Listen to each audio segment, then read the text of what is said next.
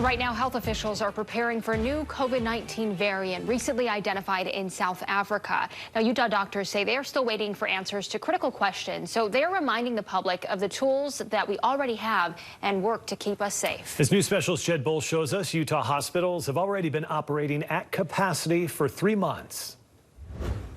The president said the Omicron variant is cause for concern, but not cause for panic. A couple of infectious diseases physicians here in Utah agree. They say focus on what we know works until we have more information on this variant. We knew that this was going to come. Dr. Eddie Stenyum, an infectious diseases physician with Intermountain Healthcare, tells me they knew another variant would arrive.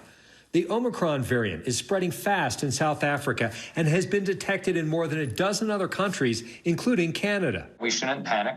We knew this was coming. We have the science, we have the technologies to answer these questions. And I suspect in the next 10 days to 2 weeks, we're going to have much more information on what does this really mean to us here in the U.S. and in particular here in Utah. They need to find out how transmissible the variant is, how the COVID-19 vaccines work against it, and whether treatments such as monoclonal antibodies will combat the Omicron variant. It's probably a given that it will soon appear here if it hasn't already started circulating in the United States.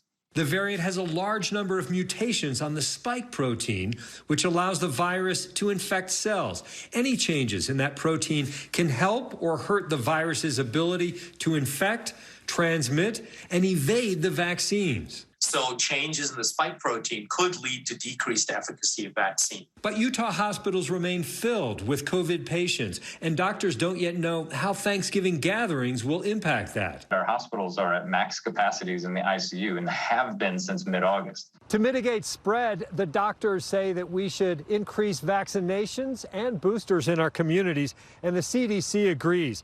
The physicians also point out that masking, hand washing, and social distancing will also work to limit the spread of this variant when it arrives. For KSL 5 News, I'm Jed Bull.